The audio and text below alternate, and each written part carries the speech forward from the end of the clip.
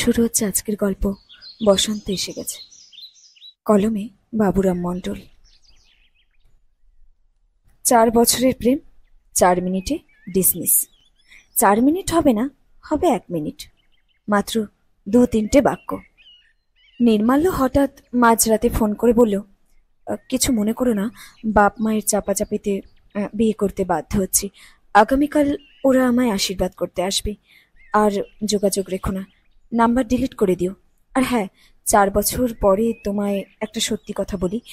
আমার বাড়ি পায়রাডাঙ্গা নয়, পাঁচবেড়িয়া, রানাঘাটের পরের স্টেশন, আগেরটা নয়।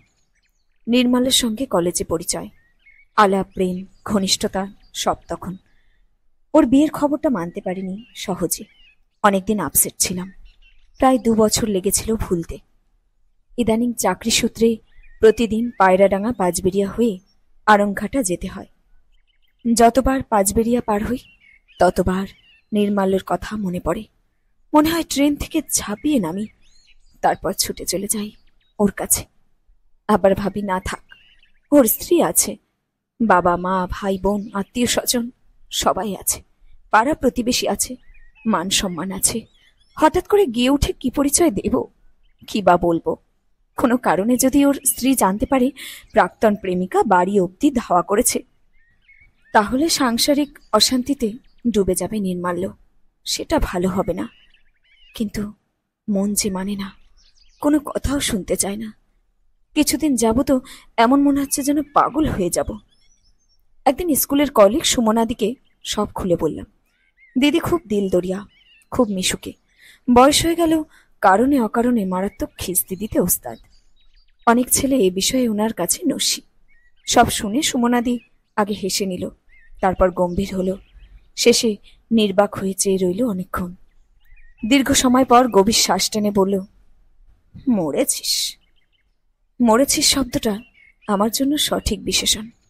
2 বছর আগে বিবাহিত একজন পুরুষের প্রতি এখনো টান আছে, এটা ভেবে নিজেই অবাক হই। কিন্তু মন না বুঝলে কি করব? মনের উপর যে জোর খাটাতে পারি না। গতকাল সরস্বতী পুজো হয়ে গেছে, আজ বিসর্জন, ক্লাস অফ। হঠাৎ সুমনাদি কোথা থেকে ছুটতে ছুটতে এসে বলল, বরদিকে বলে এসেছি, চ। আমি একেবারে আকাশ থেকে পড়লাম, বিস্মিত হয়ে বললাম, সত্যি সত্যি যাবে নাকি? নিশ্চয়ই, ওদের বাড়ির পাশেই স্কুল, অনেকে পরিচিত আছে আমার, রদ দেখা কলা বেচা দুটোই হবে, চল চল। বেশি চেঁচামেচি করলে বিষয়টা জানাজানি হয়ে যাবে ভেবে চুপি চুপি বেরিয়ে এলাম। স্কুলের সামনে থেকে একটা টোটো বুক করে সুমনাদি জুত হয়ে বসে বলল, একেবারে আমার ডিটো তুই। আমার এমন ভূত চেপেছিল একবার। বরের সঙ্গে 1 বছর সংসার করার পরেও সেই ছোকরাকে ভুলতে পারিনি সহজে। প্রেম শক্ত আঠার মতো, বুঝলি? ওই যে কথায় আছে না, পেরিতি কাঁঠালের আঠা, বলেই সুমনাদি অট্ট হাসিতে ফেটে পড়ল। আমার ভারী লজ্জা করতে লাগলো। আড়ংঘাটা রেলগেটের কাছে এসে সুমনাদির হাত ধরে বললাম, থাক না দিদি, যাবার দরকার নেই, সামনাসামনি দেখা হয়ে গেলে কেলেঙ্কারি হবে, চলো চলো ফিরে যাই। সুমনাদি কনফার্ম ফিরবেই না, যাবেই। আড়ংঘাটা পার হলেই ফাঁকা মাঠ, মাঠের মধ্যে দিয়ে সুন্দর পাকা রাস্তা, দুদিকে সবুজ শাকসবজিতে রঙিন জমি, যেন সেজে আছে বিয়ে বাড়ির কোণের মতো। এদিকটা কোনোদিনই আসেনি। সবগুলো বাড়ি মনে হচ্ছে নির্মাল্যদের। 1 ফুট করে টোটো এগোচ্ছে, আর পালস রেট বাড়ছে পাল্লা দিয়ে। হৃৎপিণ্ডের শব্দ শুনতে পাচ্ছি রীতিমতো। একটা সুন্দর মতো বাড়ির সামনে এসে সুমনাদি লাফ দিয়ে নেমে আমার দিকে হেসে চেয়ে বলল, এসে গেছি, নাম। বিস্মিত হয়ে সুমনাদিকে বললাম, এসে গেছি মানে? এটা তো স্কুল নয়, কার বাড়ি ঢুকতে চাইছো? আমি যাব না। আমার হাত ধরে হিড় হিড় করে টেনে নামিয়ে আরেকবার হেসে বলল, এটা নির্মাল্যদের বাড়ি নয়, আমার এক বন্ধুর বাড়ি, আর একটু চা খেয়ে যাই। তাও ভালো, ভেবেছিলাম নির্মাল্যদের বাড়ি, মারাত্মক কেলেঙ্কারি হয়ে যেত।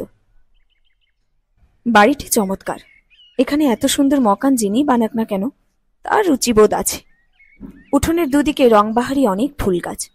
দোতলার ঝুল বারান্দাটি বাড়িটিকে আরো সুন্দর করে তুলেছে। রাস্তা থেকে সুমনাদি চিৎকার করতে শুরু করলো, খিস্তি দিতেও শুরু করলো। সুমনাদের বিকট আওয়াজ শুনে দরজা খুলে যে ছেলেটি আমাদের সামনে এসে দাঁড়ালো, তাকে দেখে মনে হচ্ছিল এখানেই অজ্ঞান হয়ে যাব। এ তো নির্মাল্য, জেনে বুঝে শেষ পর্যন্ত এখানে আনলো। এমন কাজ করতে পারলো সুমনাদি? আমি চুপ করে দাঁড়িয়ে আছি, নির্মাল্যের মুখ দেখতে পাচ্ছি না। কি করব, কি বলবো এই মুহূর্তে ভাষা খুঁজে পাচ্ছি না। মনে হচ্ছিল এখানে বজ্রপাত হলে বেঁচে যেতাম। হঠাৎ নির্মাল্য এসে আমার হাত ধরে বলল, কি কাণ্ড, আমাদের বাড়ি চিনলে কি করে? চলো উপরে চলো। নিশ্চয়ই এই বুড়িটা ধরে এনেছে। মা, কাজটা কিন্তু তুমি ঠিক করনি।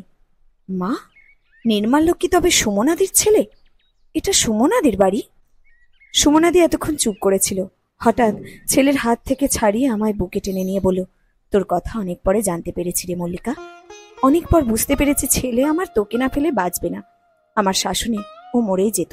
নিজে আঘাত পেয়েও আঘাতের মর্ম বুঝিনি। আমায় তোরা দুজনেই ক্ষমা করিস রে। মিথ্যে ফোনটা সেদিন আমি ওকে করতে বাধ্য করেছিলাম। আমায় তোরা ক্ষমা করিস বলে সুমনাদি আরো শক্ত করে বুকে জড়িয়ে ধরলেন। গ্রামের কোনো নির্জন পথে, কোনো অচেনা গাছে দুটি কোকিল যেন একে অপরকে মিষ্টি স্বরে ডাকছে, যেন বলছে বসন্ত এসে গেছে। শেষ হলো আজকের গল্প বসন্ত এসে গেছে। কলমে বাবুরাম মণ্ডল।